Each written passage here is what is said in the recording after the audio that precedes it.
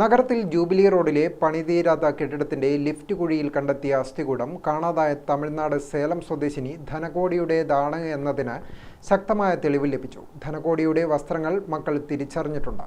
സംഭവവുമായി ബന്ധപ്പെട്ട് പോലീസ് കസ്റ്റഡിയിലെടുത്ത ധനകോടിയുടെ ഭർത്താവ് അമ്പായത്തെ കോടതിയെ റിമാൻഡ് ചെയ്തു. വെള്ളിയാഴ്ച വൈകിട്ടാണ് പഴയ കെട്ടിടത്തിന്റെ ലിഫ്റ്റ് കുഴിയിൽ തലയൊട്ടി കണ്ടെത്തിയത്.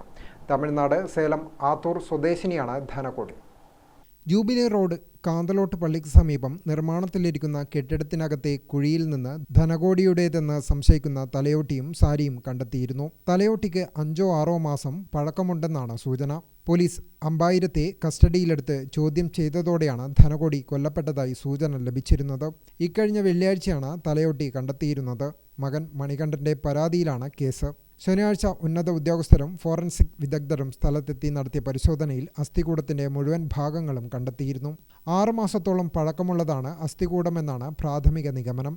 വർഷങ്ങളായി ആക്രിപ്പെറുക്കി വിൽപ്പന നടത്തിയിരുന്നവരാണ് അമ്പായവും ധനകോടിയും. 6 മാസമായി ധനകോടിയെ കാണാതായിട്ട്. അമ്മയെക്കുറിച്ച് മക്കൾ അന്വേഷിക്കുമ്പോഴെല്ലാം സേലത്തെ ട്രെയിൻ കയറ്റിവിട്ടു, നാട്ടിൽ പോയി എന്നൊക്കെയായിരുന്നു പിതാവിൻ്റെ മറുപടി. വെള്ളിയാഴ്ച മക്കൾ ചോദ്യം ചെയ്തപ്പോഴാണ് ധനകോടി തലശ്ശേരിയിലെ കെട്ടിടത്തിലുണ്ടെന്ന നിർണായക വിവരം ഇയാൾ വെളിപ്പെടുത്തിയത്.